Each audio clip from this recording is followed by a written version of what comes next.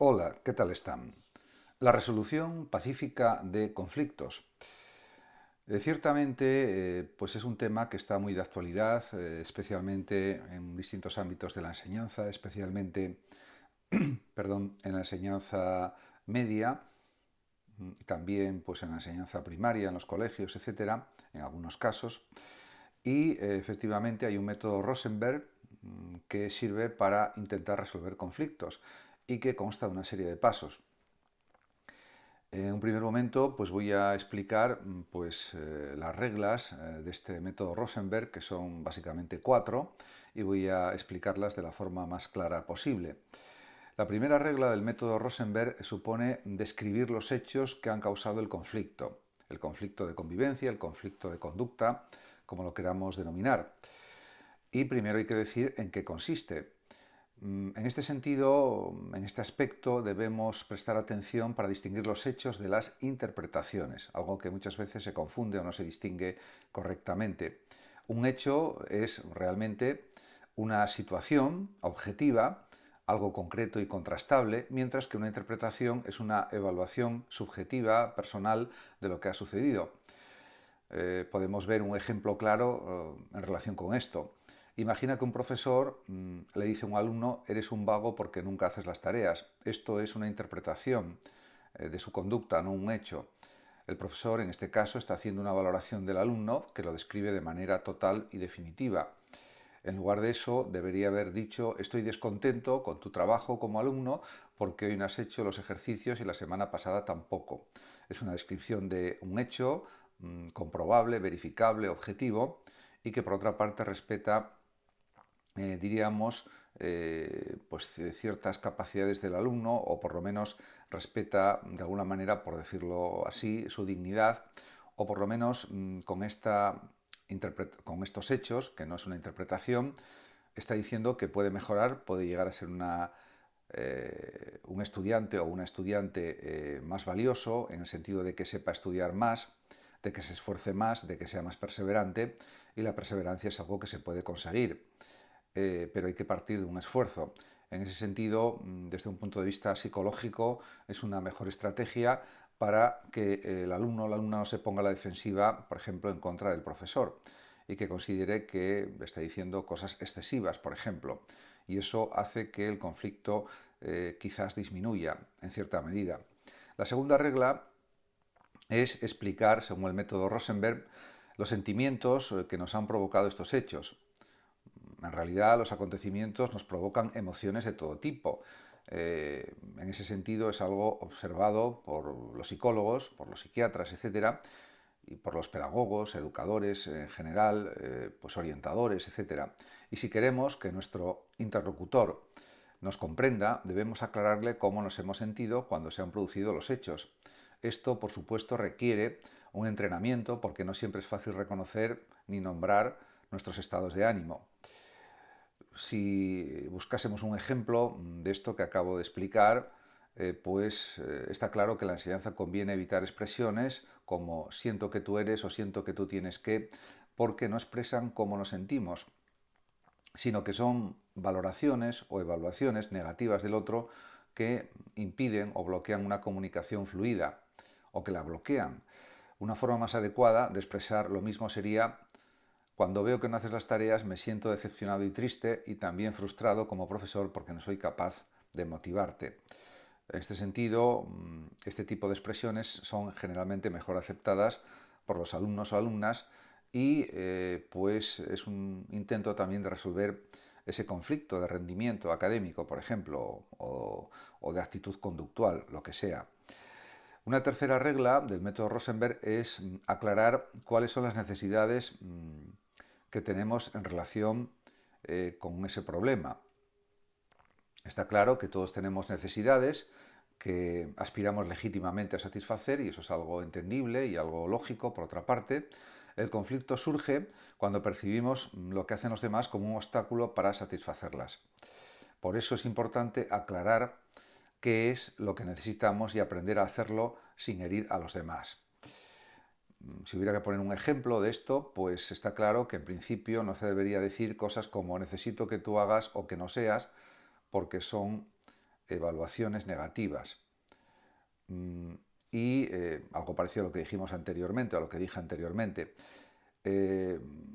O se puede decir necesito percibir que te interesas, que te preocupas por aprender, etc. Expresiones más bien de este tipo. La cuarta regla del método Rosenberg para resolución de conflictos es expresar la petición que queremos hacer de forma clara y sobre todo respetuosa. La claridad y el respeto son básicos en cualquier resolución de conflictos. Por tanto, se puede decir que una petición de algo concreto y factible, realizable, en definitiva, que evita cualquier tipo de interpretación o crítica y que solicitamos respetando siempre la libertad y la autonomía del otro, esa es la mejor actitud, la mejor conducta por parte, por ejemplo, de un educador, de un docente o profesor. Por eso, la mejor manera de manifestar una petición es formularla como una pregunta. En este sentido, tampoco sería conveniente, probablemente, decir frases como te pido que seas. En el ejemplo del profesor, que ya he citado, quizá este podría manifestar su petición al alumno de la manera siguiente. ¿Podrías comprometerte a dedicar una hora semanal a mi asignatura, por ejemplo?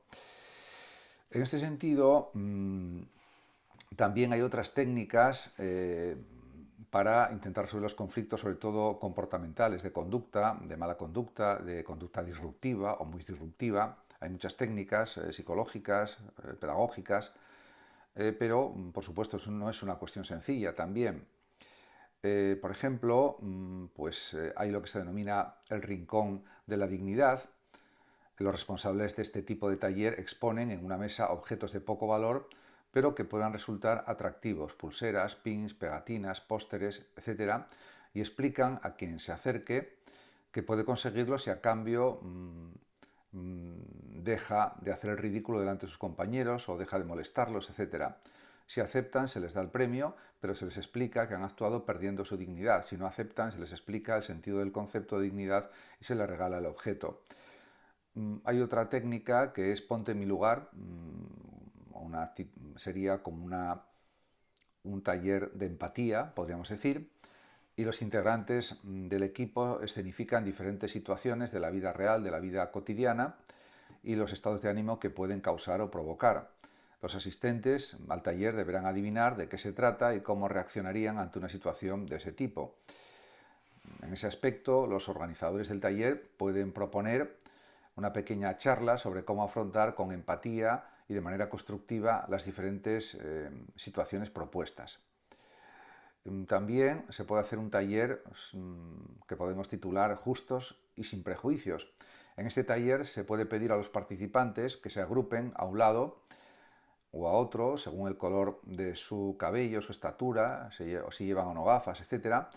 A uno de los dos grupos se le da un pequeño obsequio y al otro no. Luego se explica el motivo al grupo que se ha quedado sin regalo.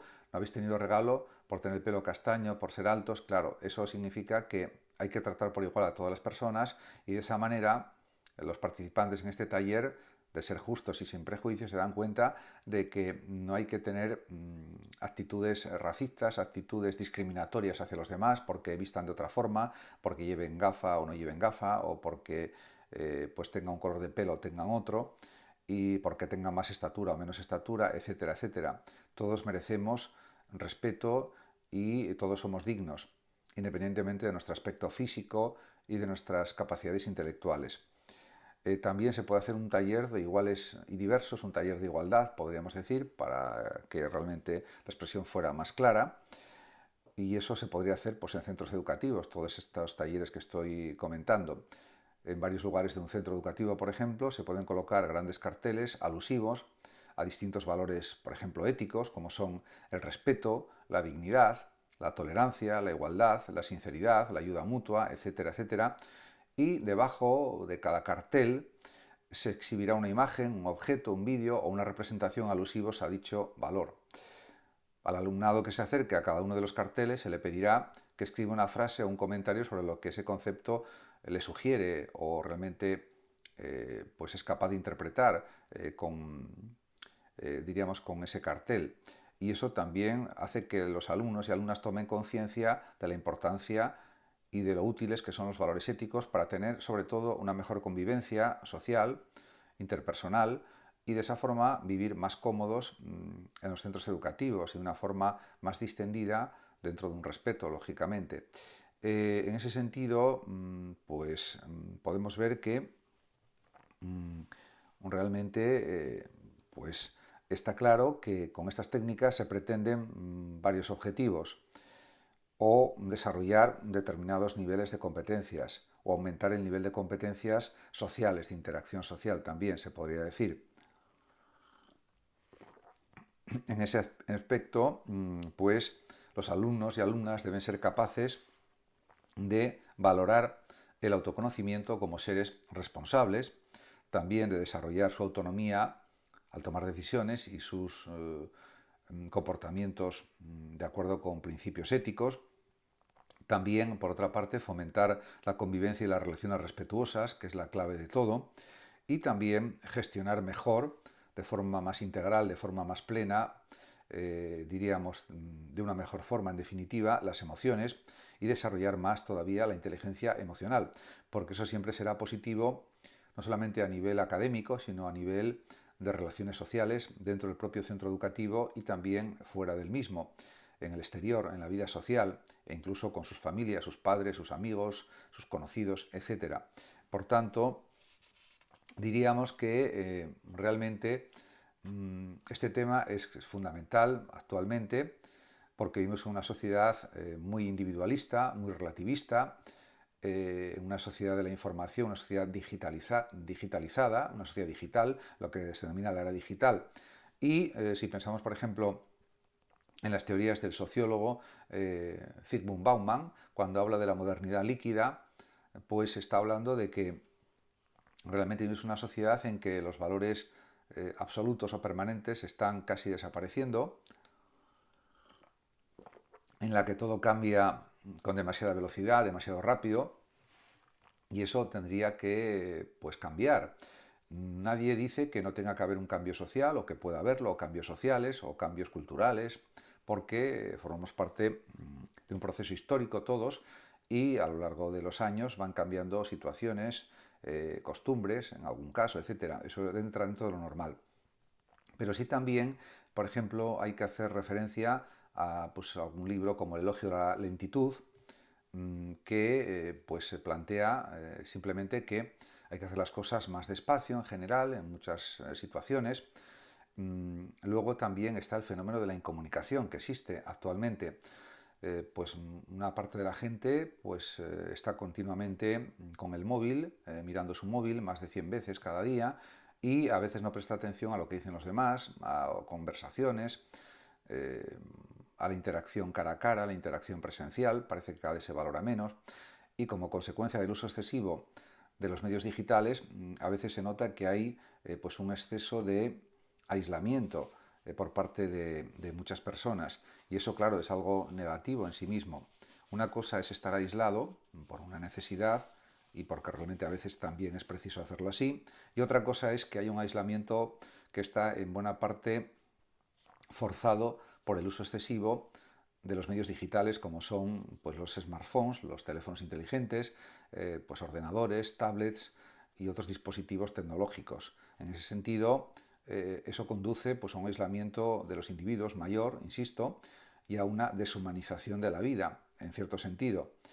Todo esto unido al relativismo y al individualismo extremos que existen en la sociedad actual, eso provoca pues muchos problemas de tipo psicológico en muchas personas y eso es algo, por supuesto, que se puede cambiar, que se puede revertir precisamente incrementando pues la calidad de nuestras relaciones sociales, de nuestras relaciones interpersonales y por supuesto también usando los medios digitales, pero con pues, un consumo responsable de los medios digitales, ordenado, y que también tengamos tiempo para tener interacciones personales y relacionarnos a la manera clásica con las personas.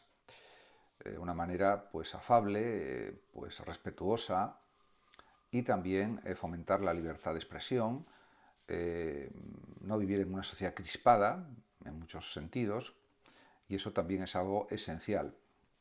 Por tanto, esta resolución pacífica de conflictos no solo se debe aplicar, por ejemplo, a realmente a los ámbitos educativos, de formación, que sí, por supuesto, y que es muy necesaria, precisamente porque en la época de la adolescencia, de la juventud, es cuando se forman ya definitivamente más o menos las conductas, y es un proceso de aprendizaje en ese sentido, no solamente en la familia, sino también en los centros educativos y en las formas de convivencia social.